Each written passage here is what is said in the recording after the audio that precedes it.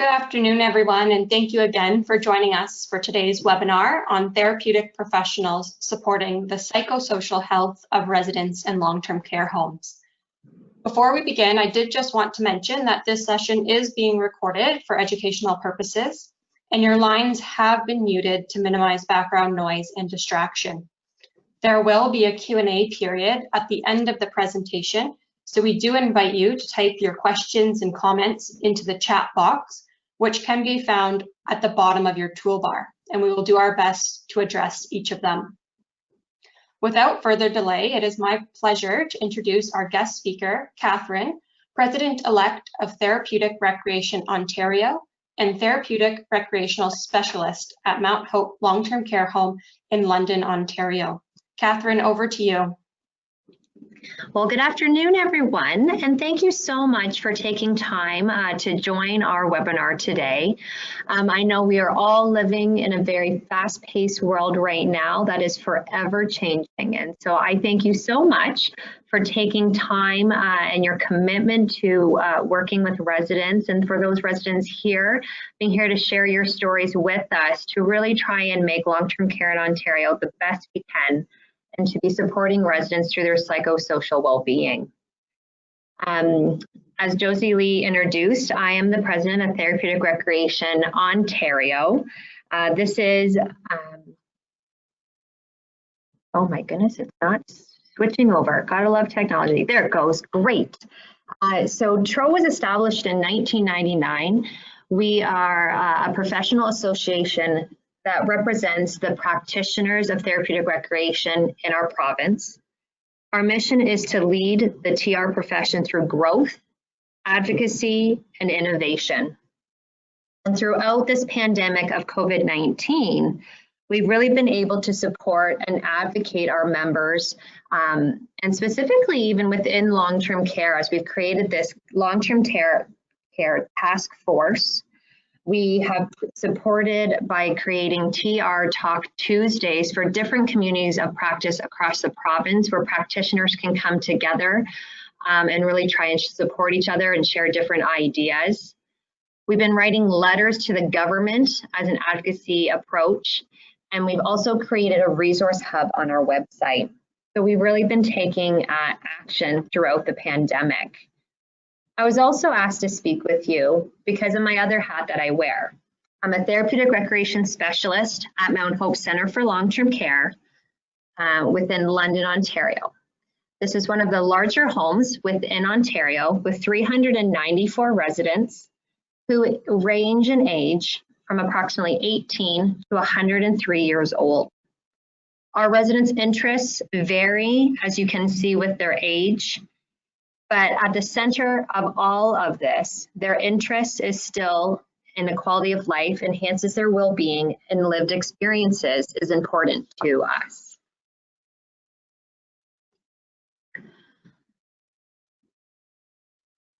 So therapeutic recreation's residents' psychosocial and emotional well-being, and this is why we're here today, as it has been voiced that this has been maybe not the priority over the last few months. And yet it's something that is super important for their overall quality and lived experiences. So therapeutic recreation is essential to creating an environment of living a full life, to enhance residents' quality of life. Through engaging residents in meaningful activities, we are able to support residents meeting their optimal well-being. It is vital that we are ensuring we are maintaining residents' sense of meaning and purpose, the capacity for happiness and self-determination and autonomy, staying true to who their authentic pieces of their lives are. We do this by gathering the story of each resident who moves into long-term care through the therapeutic recreation assessment. By knowing each resident's story, we can design programming that is both authentic and meaningful. It is essential to identify residents' strengths, to then draw on these strengths and match their program abilities and interests. With gathering this information, when residents move in, has only helped support us in times like today. Or for many homes, increasing individual and one-to-one programming has been implemented. For example, a person who has a history and passion for art and painting and an individualized program experience, this resident could teach the staff a skill of art, or together they learn a new painting technique through using the internet, perhaps it's YouTube, or going online to a virtual art studio. There's so many options. And at the same time, we are aware of the challenges that have been faced through the pandemic, and the decisions that have been made to ensure safety has posed negative effects on residents' psychosocial and emotional well-being. Some of these challenges include no continuity across long-term care in Ontario. So like I mentioned, some facilities are able to do small groups. Some facilities are now not able to do small groups, and everyone is in their rooms. Therapeutic recreation staff have been redeployed to other roles outside of programming. Some may include supporting the screening desk at the front, taking lunch orders throughout the day. But a consistent message that has been had is that if you chose to host small groups, that we've decreased our numbers to 5 or less, that the residents must be 6 feet apart, that social distancing is important. And that poses challenges when our facilities and our environment may not support that space, as well as that outdoor family visits must occur. And most recently, as of next week, indoor visits will also be implemented. But balance of priority of engagement, it must be there. The home area programming, balanced with virtual visits, outdoor and indoor visits, and other pandemic duties is quite the challenge. And through all these decisions and changes, safety has been and will continue to be our #1 priority, as we don't want our residents to get ill. But with that in mind, some of these challenges have led to our residents feeling socially isolated. And with that comes loneliness, depression, boredom, increased personal expressions, and decrease in physical and mental abilities. Residents have voiced, I feel out of the loop, and there's nothing to look forward to. Residents are not experiencing optimal well-being and their best lived life, which has always been so important to us. There was a question that was asked, how do you identify residents who may be at risk for social isolation?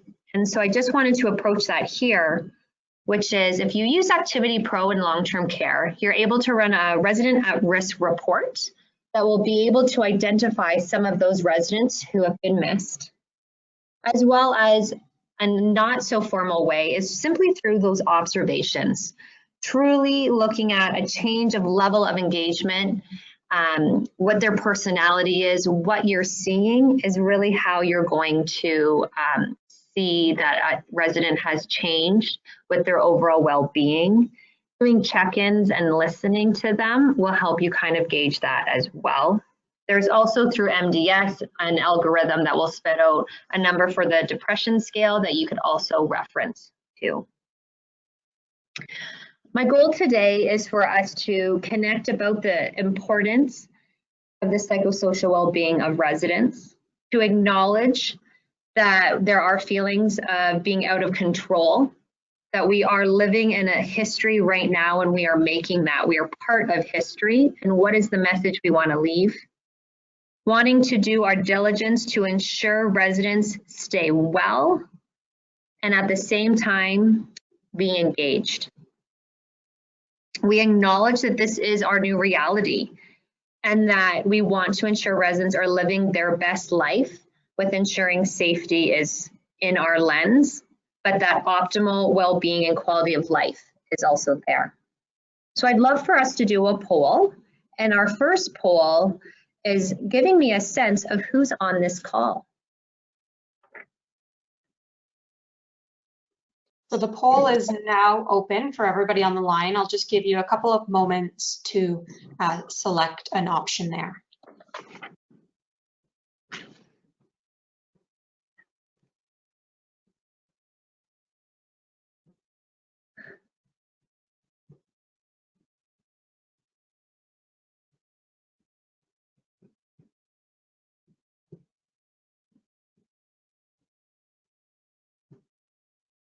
So the votes are rolling in. I'll just give you a couple more seconds.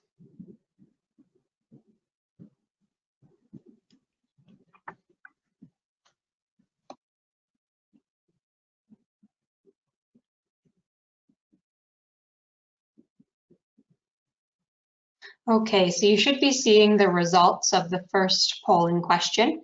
So it looks like on the call today, we have 37% of the audience part of the leadership team, 53% part of the therapeutic recreation or life enrichment team, and 11% of our audience are residents themselves. Excellent, great, thank you very much. It excites me to see quite a diverse group of people on the line, all that will be able to have an impact in making change in their home. So super exciting. My next question that I'd love for us to do a poll is also to share with me, what is the level of engagement in your home?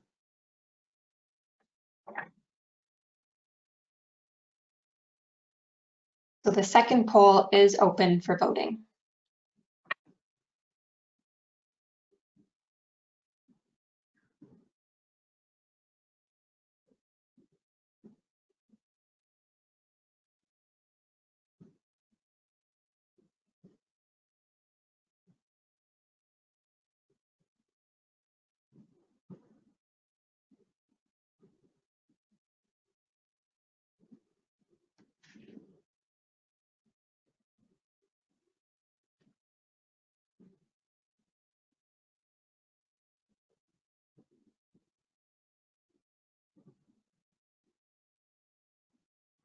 Okay, so you should be seeing the results once again. We have 79% of our audience being able to engage in small group programming, 15% engaging in one-to-one programming, and 6% residents are able to engage in self-directed programming. Excellent. Thank you so much again for sharing that. So this makes me a little bit happy to see that we are able to still have a small group programming occurring across the province. So that is very exciting to have almost 80%. That's really amazing during this time. One-to-one programming is something that we always try to include, but I do recognize that during this time, that one-to-one programming might be due to the fact that our residents are being encouraged to truly stay in their rooms and not be able to engage socially. And that very last one is self-directed programming. That's the idea of perhaps the programming staff have been redeployed, and really it's up to the residents to do their engagement on their own. So thank you again very much for doing that for me. So now let's take the next 20 minutes or so to get inspired, to really talk about what are some ideas on how we can potentially alter and manage our programming to help support some of the needs that are happening in this pandemic. Any questions that we have, we will answer at the end, and hopefully I'll do my best. But again, anyone on the line that could help answer, we'd love for you to put it in that chat box. So as per the recommendation that came out in the earlier spring, was decreasing our program size down to 5 people or less and ensuring that we're having our social distance. So for some homes, as we've mentioned, leadership has chosen to really try and keep a normalcy in our facilities. In the specific home I work in, we have programs that happen up on our home areas. We have 10 different home areas. And so we do programming up there, but we also have an area down in our main floor that we call Community Hub. And that is where people from other floors come together of like interest to engage in programming. And so when this announcement was made and our resources had to be shifted, we had to choose to close our Community Hub program and to really ensure that all programming was happening up on our home areas. With that being said, knowing that our numbers of the people who engage in group, for my facility, we really do our best to try it at 8 people or less, unless it's a more participation program. But I know in some of your other homes that it is normal to have 10 or 12 people in a group, or potentially even larger. So dropping it down to such a smaller size, depending on what your environment looks like, was posing a challenge. So the recommendation that we have for homes is SOS programming, smaller, more often, and shorter programming. This supports that change, and it allows to have shorter programs back to back.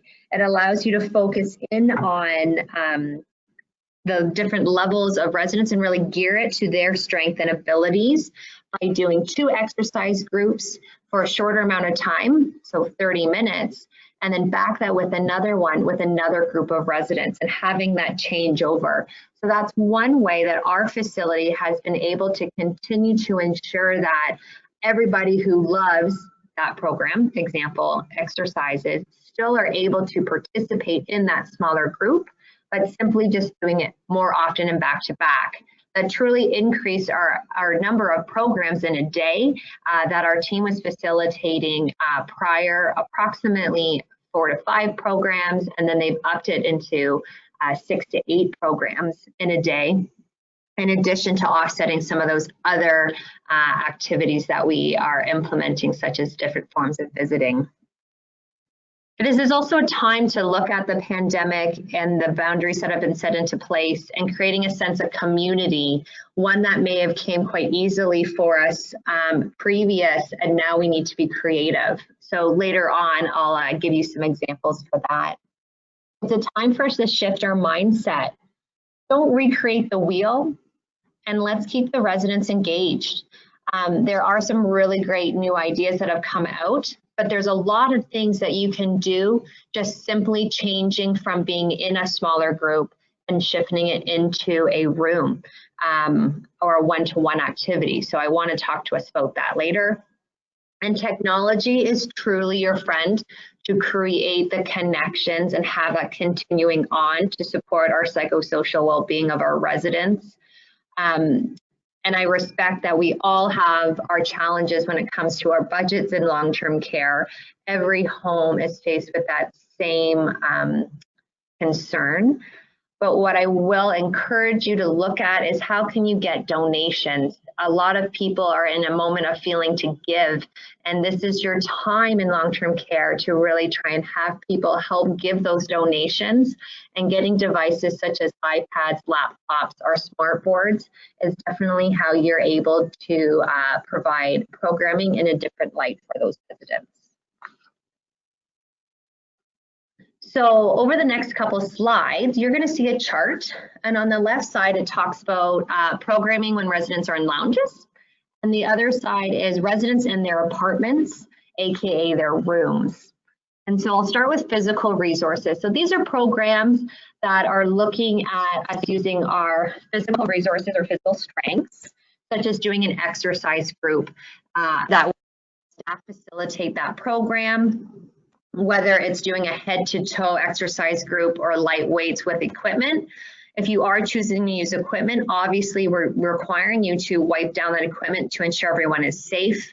Whenever we're doing any programs in our lounges, we want to hand wash right at the beginning, sometimes in the middle and at the end of programming. It's a great opportunity to be streaming information from the internet. The community around us has truly opened up different options that we can access. So perhaps there's a Tai Chi program that happens in your local community, and it may be one time you went there, or maybe that instructor came to you, but now they're doing those activities online that you can stream with the residents. So think about your local programs, your yoga, your Tai Chi, your exercise groups, and see if you can capitalize on those online services. It's also another opportunity.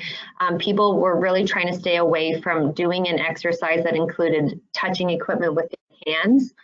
So another thought is to look at, depending on your resident strengths, is different activities that involve kicking. So think about doing that traditional bowling program that so many people love, but doing it more of a kickball format, and think about how that might work. But then you wonder, for those residents who are now in their rooms, how can we still ensure that their physical resources are being met, and really ensuring that they continue to be maintained? So we can always do things in the doorway. That will allow that social connection with the person who lives across the hall or maybe right beside them, or bringing it right into that room for a one-to-one personal session. Providing head to toe stretches, walking on the spot to get that heart rate up, encouraging yoga or Tai Chi, again, bringing it into them. Another idea was establishing a walking program where, if you are in your room for the last few months, that hopefully you would be able, one resident at a time, you could bring into the hallway and do a walking program. We did a few years ago, we walked across Canada as a facility. And so we organized it that every home area was given a province. And we had different step counters. We equivalated that to kilometers, and we were able to walk across the country. So perhaps this is something that you could do, another way to bring the community together of your home, and work together with each resident, and every step they take, they're able to walk across Canada, all by doing it in their apartments. Another program is the individual pedals. And so I'm trying to think of how to describe this, but this is like a bicycle pedals that would sit in front of a resident in their wheelchair, or a regular chair if they're ambulatory. And it's a time where you can be feeling like you're riding a bike. And depending at what is in front of you, it could, you could access on YouTube, actually. There is different biking paths where it is though as you are actually biking in California or in Colombia, which is so really amazing that you're on a bike path in that city and looking at something different. So that would require a device of some sort in front of you. And if you didn't have that, then perhaps it's about placing, the people in the doorway to socialize with their neighbor, all while their feet are pedaling. So lots of different ways to think creatively about how we can ensure that our physical resources are still being met. When it comes to our cognitive resources, we're thinking of, again, those programs that you're already doing, the mind aerobics, the cranium crunches, the trivia.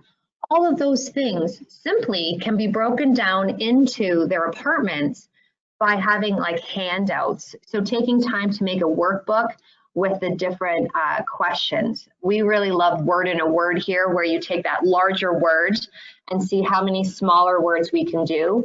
We like to do it as a competition. Sometimes that competition is resident to resident, and other times that competition is home area to home area to see who can get the most words. But it's taking time to organize those resources to share. Our creative writing program, together we write a story by looking at a picture. You could do this, creating that community feel again through telephone story. So each room, each resident would be creating part of that story, whether it's a paragraph or a chapter. Learning a new skill. Again, that really creates our brains to stay sharp. Some of our residents, they literally thrive when they learn something new. So together, learning a new art lesson, perhaps it's learning a new language, all that can be done. I touched on the community resources a little bit, but I want to expand on creating that feeling of purpose and ownership. Running an ambassador program really gives purpose back to those residents to have different jobs in your community or in your long-term care home. And so, for example, at Mount Hope, we have and admission greeters, and they're people who typically would sit around together in a lounge to create welcome bags.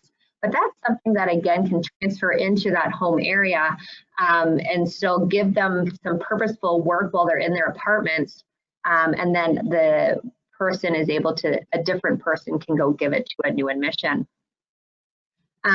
Speaking of admissions, again, we also have a person who welcomes. We have residents who go and welcome the new resident for moving in. And respectfully, upon admissions right now, those people do have to stay in their rooms for 14 days. However, using technology, we can have a resident or ambassador FaceTime that new resident and give them a welcome, a warm welcome, get to know them peer-to-peer, as well as writing different like uplifting messages. So our cultural ambassadors, they again like to share when they come together. They teach other people about their culture, or people all from the same culture come together to experience different traditions that they do. Right now, another activity that they're being able to do on an individual basis is translating some uplifting messages to other residents in our home, as well as doing some pen pal writing. So it's really, again, thinking about what can we take from being in our lounge to those one-to-one activities, but so many of what I know you're already doing can really just simply be transferred over. The other thing we know, we all used to love those community outings, getting out into the community outside of your home, and virtual tours has exploded in our society. And I can't speak to you enough about how cool it is. Our home is 2 hours away from Toronto on a good traffic day. That's a good traffic day. The construction in KW would be over in order to get there in 2 hours. But who would have thought that our residents would be able to go walk around the ROM, right? Or to go and go to an aquarium, or let alone get on a plane and go to Buckingham Palace. So there are so many virtual programs that are out there that society has opened up their doors because people haven't been able to get in. And it was also really gracious that a lot of them didn't even have a membership that you had to pay to watch. We were able to go to an aquarium, and then we could have an entire conversation with residents about like the wildlife that we were seeing. So it was a pretty awesome approach. Another thing is the entertainment that I know we traditionally have loved to have so often. And we've been able to connect with our local musicians to do that streaming of them playing through, we've set it up through Facebook. Other people have been able to use Zoom accounts, I've heard. And what's great about that is that you could do it in a lounge, hooking a laptop up to a television, or if you have smart boards, using that. But you can also have it streamed on a laptop or an iPad for a resident individually in their room. So again, just using technology and devices to support you. The social resources is another area that we thrive in. And really, any program with 2 or more people allows for that social engagement, no matter what the primary resource may be. That social resource is always being accessed of the residents. And in their apartment, you know, I was thinking about all the different things we do, and I thought, oh my goodness, it's really okay. We could be in our room and have that device set up, or you could have 2 or 3 residents FaceTiming each other while all working on the same project in their room. So they could be coloring together. Or maybe they're used to having an afternoon tea together. So over snack time, you could set up 2 residents to have a visit, all while they're still staying in their rooms. Same with the cultural cafe experience that I shared earlier. And again, even sharing a skill. A resident may want to be able to share a skill set that they have with somebody else, or they have a common interest that you can connect peer-to-peer all through using the device. And I know some of you are also have been looking and curious about the outdoor visiting program, and now as of next week, the indoor visiting program. So I thought I'd take a moment to share what we have chose to do at Mount Hope Center for Long-Term Care. Maybe this will have worked for you and maybe it won't, but it just gives you an idea.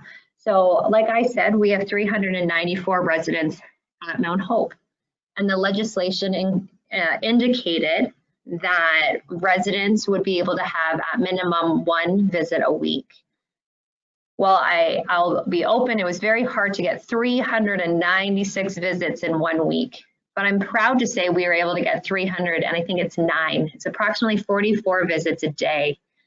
We offer visits starting at 9:30 in the morning. They go until 7:30 at night. They do not occur over the lunch period.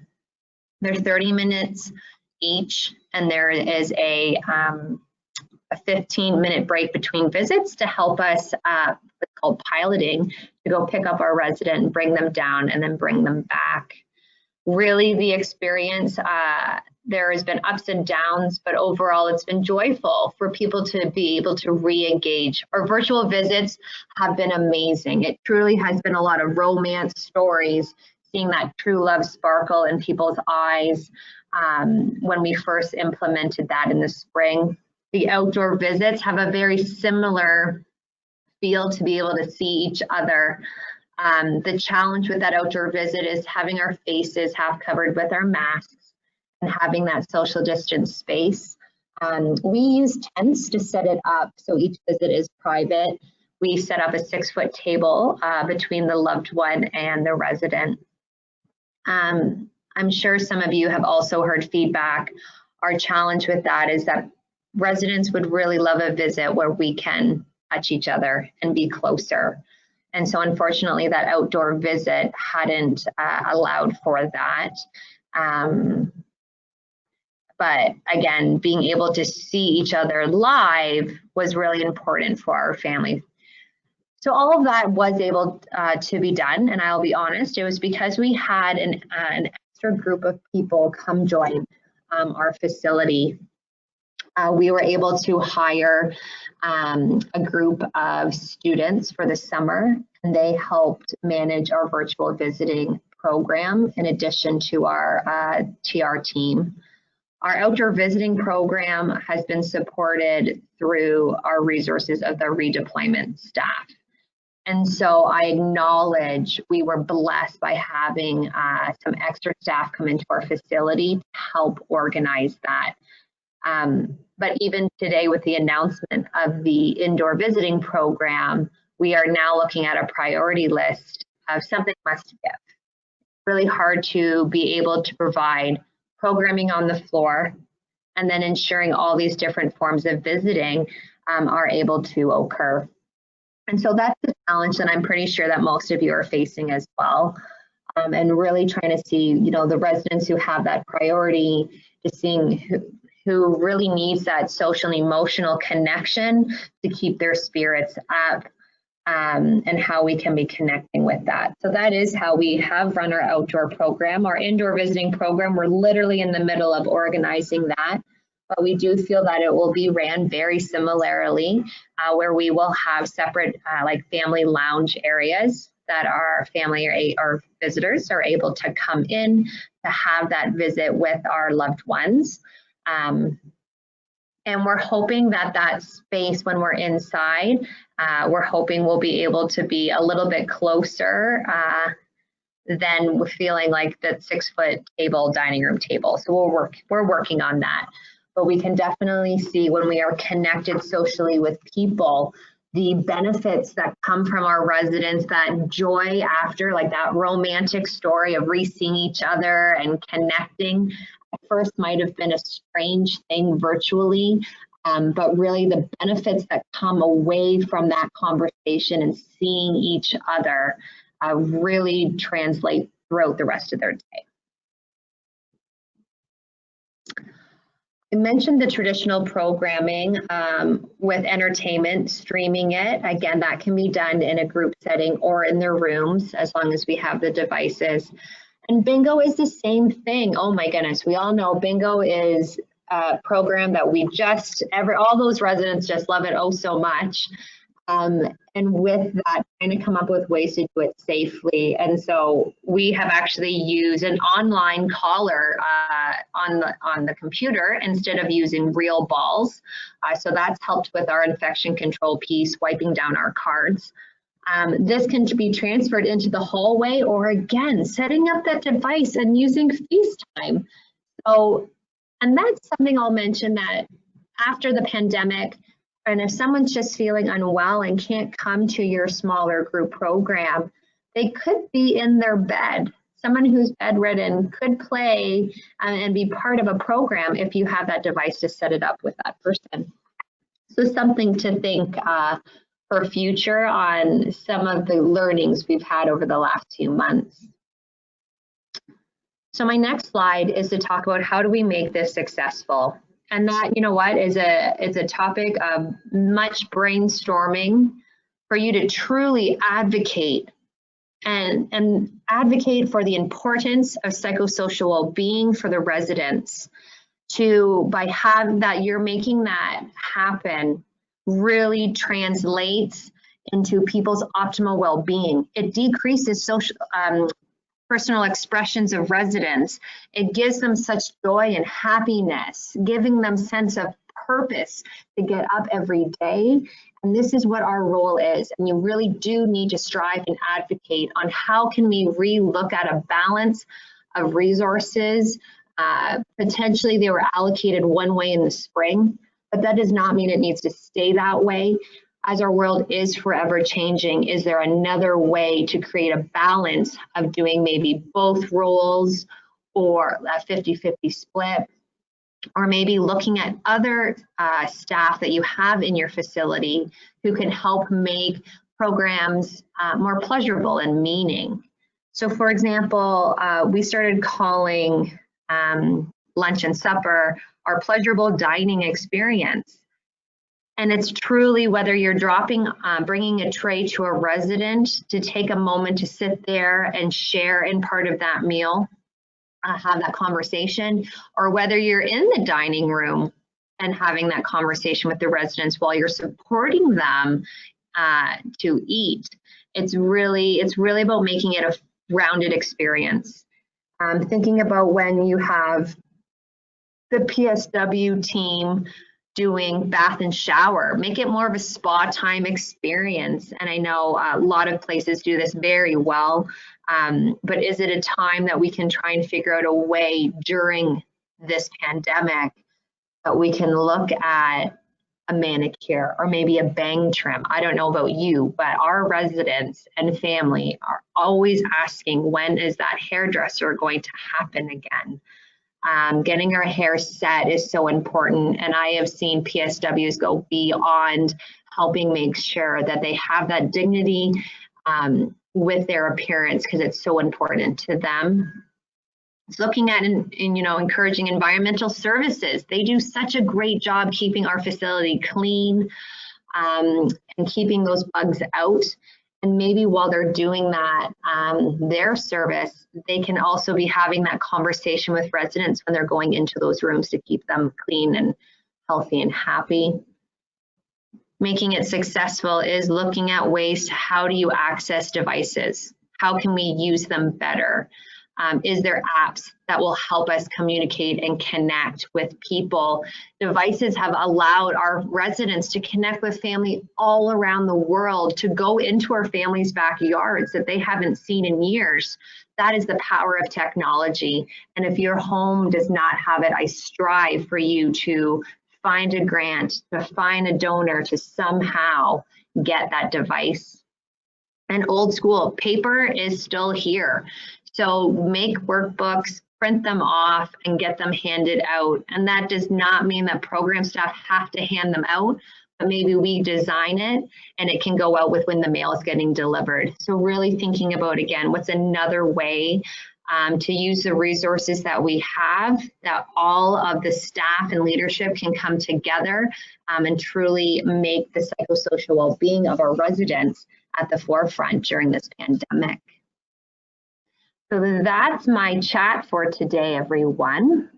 I am opening it up. If you have any questions, feel free to ask, hopefully I'm able to come up with an answer that works for yourselves, or at least gives you a little bit of a inspiration. And if not, maybe someone else on the line might have an idea as well. So I'll turn that over to you.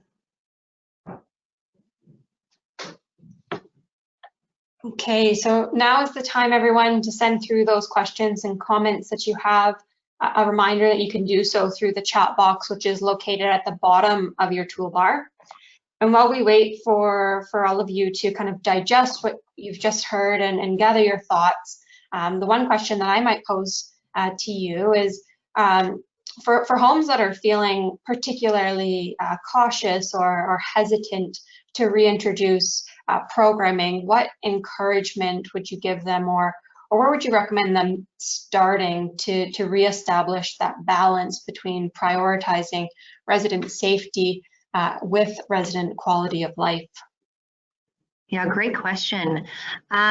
So I really do think we need to start making some steps in the right way. And so if it was the idea that potentially the program staff have been removed from those areas, I would highly encourage that they're slowly connecting back on that one-to-one basis. That I guess we look at it no similar than what are we doing in our community when we're not at work, and what's happening in that community. We encourage our good hand hygiene, right? Our washing all of the time, encouraging that social distance. But society has also opened up and said that you can have a bubble and you can meet outside in your backyard. And so to me, that should really be translating into our homes. That if we were at 0, I would encourage a 1-to-1. And if we were only in room basis, I would encourage the smaller groups, taking small steps, 3 people at a time together in a space that you can be 6 feet apart. It's really important that we're starting to get that human connection again. For those of us, some people truly do love and appreciate their alone time, but a lot of us really need those simple connections of one conversation a day, a check-in. They just want to be heard. And really that's where I would start, is just thinking about always encouraging really good hand hygiene, wiping down equipment, and starting with a conversation every day with each resident. Hi, Katherine. It's Jennifer here. We do have a question from Joanne Weller. I'm just going to unmute Joanne Weller's line. Okay. Hello, Joanne. Can you hear us? Yes, I can. Can you hear me? Yes. Yes. Okay. How many visiting stations do you have at Mount Hope in order to? Pardon? So visiting stations. Yeah, how many visiting stations do we have? Mm-hmm. So our outdoor visiting, we have created 4 different stations. Each station is in a tent. So it kind of feels separate. And then we have like a 6-foot table, a dining room table set up in between, so we could ensure that distance for safety. So there's 4 stations that we could have, that each had approximately 30-minute visit. But if no one was booked after, we always encourage the visit to continue a little bit longer. Okay, and is there plexiglass? Is there plexiglass between? No, there's no plexiglass between. As we felt, the government rule is 6 feet apart. And so we truly felt that sitting at a dining room table would feel a little bit more like a normalized conversation than behind that plexiglass. We do encourage / enforce that the family members coming do require to wear a mask. So that way then we didn't require the plexiglass. Okay, so the resident, you have this 6-foot long table, the resident sits at one end and the visitor sits at the other, is that correct? You got it. Okay. Okay, and what about sun and rain and heat and all of that sort of thing? Yeah, let me tell you, we learned a lot last week. This Right. program has definitely evolved when that heat wave came. So like I mentioned, we are located in a tent. So we have visits during the rain. If it is lightning, we cancel the visit. But through any other weather, it is still open. If a family member and or resident chooses not to have a visit today due to the weather, they are more than welcome to reschedule. During the heat, we do have a risk assessment that we have performed with our residents. So we have an idea of who is at risk for heat. And with that, again, we encourage then a shorter visit or to have maybe a break than to stay out in the heat. We offer cold water, we have fans, and again, we always encourage that if you wanted to reschedule, you could, but we have not canceled any of our visits as we felt that it was most important for our residents to be seeing their family from a compassionate standpoint. Okay, I don't want to hog the time, but one more question. Is that one big tent or is it 4 individual tents then? Yeah, so our facility chose one large tent. It's like a wedding tent that has 4 walls in the middle. What I will acknowledge, it does pose a challenge because when you're wearing a mask, you're loud, right? Yes. So if all 4 stations were full, hearing is tough. We have some different devices, sound amplifiers, we have cell phones that we're able to use outside that is helpful. What I would recommend in the future is that it would be 4.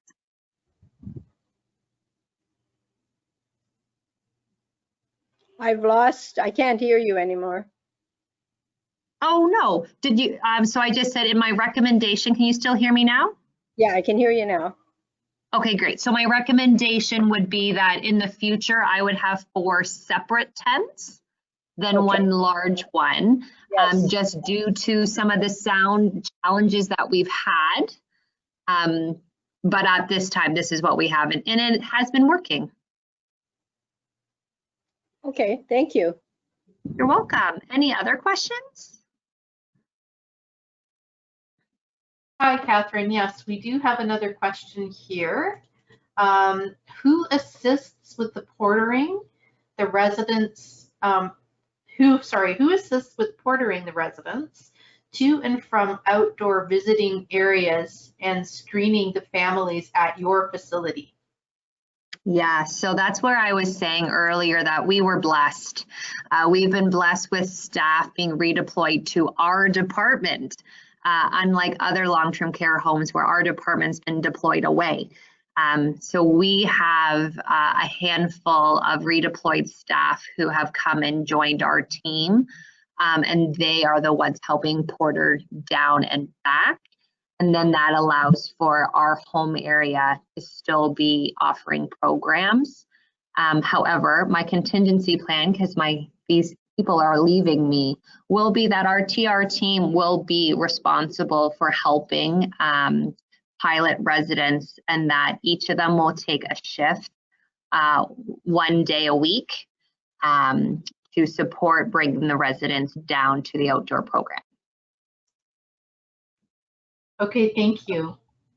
You're welcome. So just while we wait on a few more questions, hopefully trickling into the question box here, I wondered if maybe you could speak a little bit to communication and what that's really looked like in your home, specifically communication to the residents and how they've been kept informed and up to date as things continuously change within the home environment. Yeah, so that has taken a little bit of a shift for us, as we have always kind of had a community hub approach down on the main level. That's where our residents council would be occurring and people would come together. We'd have a board for communication there.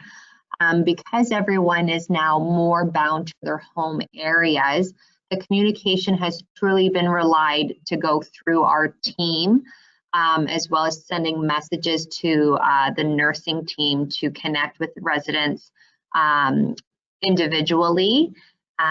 So during maybe the beginning of program or at the end of program, during a one-to-one connection would be a verbal communication that would be shared with any of the changes within the programming perspective, or any of the just changes across the board within our facility during this time.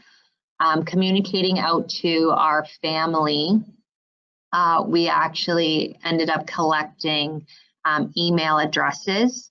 And so our administrator will send out an email with the latest information to connect.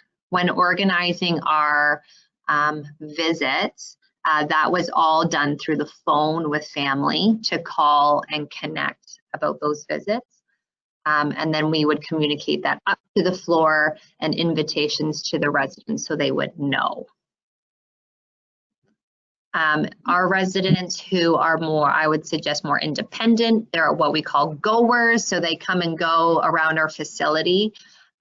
We definitely make a point to be reaching out and connecting with those more ambassadors or leaders of our home, and encouraging them to also share information.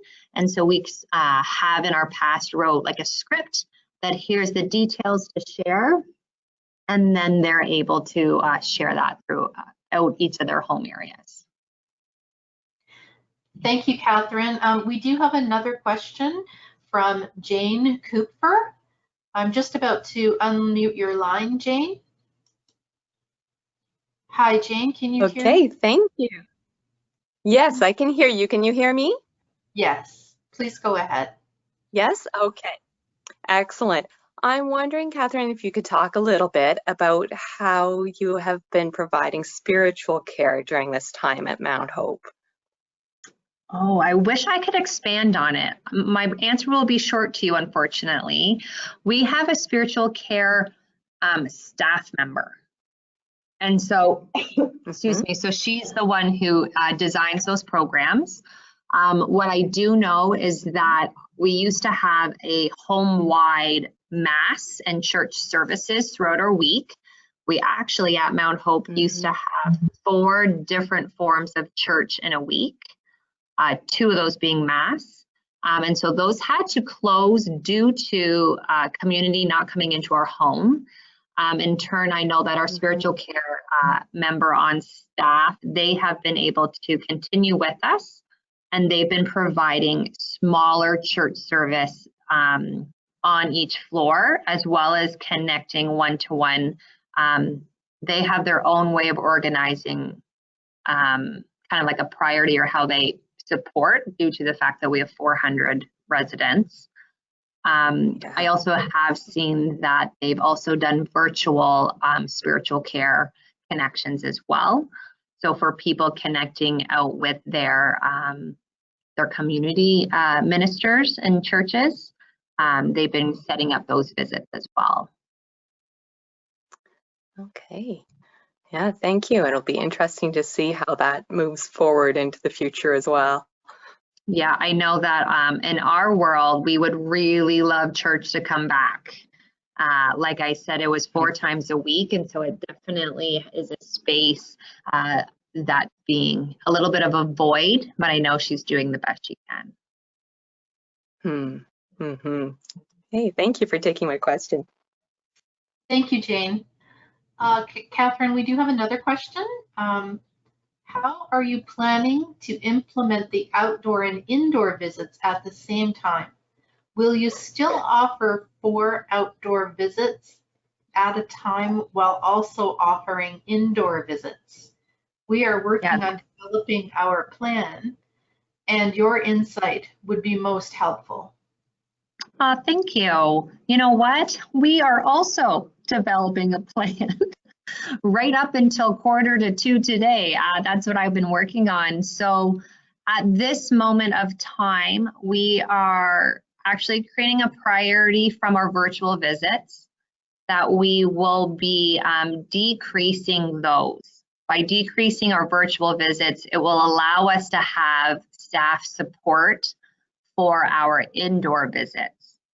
So to answer your question, will we have both outdoor and indoor? The answer is yes.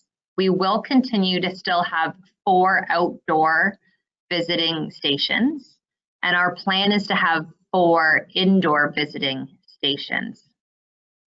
The reason why we are choosing to continue with both was due to the stipulation that Mr. Ford identified was to come into our building, we require the negative COVID test, but outdoors now you don't. So we felt that our learnings over the past 3 to 4 weeks from family is that we've had a lot of pushback with that COVID test. And so we felt that we need to continue with the outdoor visits to support those people who aren't able to get to the test center or choose for their own reasons not to get it done. So we needed to continue with the 4 outside. And then inside, I have to now alter and reallocate our support staff. And one of the things that we will be decreasing is our virtual visits. And what changes, by the second, but the last thing I heard was our thought was that if you live in the city and you have the ability to come to our facility, that virtual visit we would no longer offer, but that we would continue to offer virtual visits for any of those family members who live like in BC or out of the province or the country, to still create that connection for those people at a distance. But again, it just might be less frequent based on the staffing that we have. But we will still be offering both. We will be doing it 7 days a week, and we will be doing it morning, afternoon, and evening. The reasoning for all 3 time slots is truly the fact of all of our visitors have different availability, and we wanted to make sure that it's met. I'm thinking moving forward, what we will see is that there will be a high amount of interest at the beginning, and then it'll slowly teeter off. So I'm curious to see if outdoor visits might slow down because indoor visits might increase. It'll be interesting to watch, and we will be fluid as a team that during that time, we may have to move around some of those resources to support the piloting of our residents coming down from their home areas, as that will be our responsibility to bring them down, whether it is to the indoor visit or to our visiting station outside, that we're choosing minimally visits to go upstairs to that home area. We would prefer them to happen in a more public space. Did that answer the question? She did respond saying thank you so much. Those are great ideas. So I think awesome, you're welcome. The other thing I would just add to the stations, we really have been striving to really continue to keep it feeling home-like. I can't remember the person's name who just asked about plexiglass, but we chose not to do that plexiglass version. And it was because we felt as though it wasn't giving a home-like experience. We wanted to have a tablecloth, for example, on our table, but then we realized infection control that would be a little bit of a concern. But we thought a 6-foot table felt more like a dining room table. Inside, we're hoping to set up an environment that has like 2 comfortable chairs near each other with some beautiful flowers to really create that space to be a little bit more soft and home-like versus feeling clinical and sterile. We do have one more question from Kathleen Edwards. She's wondering, are you able to bring in volunteers to support your virtual visits or in-person visits? And then she also asks, will your home take advantage of the student volunteer funds to recruit students to help support your staff as volunteers to help with virtual and in-person visits? Yeah, so we have no volunteers coming into our facility, but we were able to hire a student group throughout the summer. And all of our extra funding, because we already talked about how long-term care has a small budget, we have been choosing to access the COVID money that the government has put out. And so everything that we've made decisions regarding our outdoor, our indoor programming, and our virtual staffing is supported through that COVID funding. Unfortunately, I can't speak to how you access that, but it is my understanding that it is open to all long-term care homes to access. So you can hope gain like access for devices as well as staffing.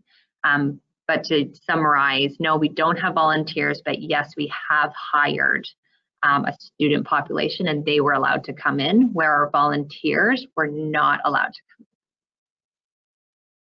come. Okay. Thank you. So that actually brings our time together to a close. And I would just like to take a quick minute to thank everyone on the line for taking the time to join us this afternoon.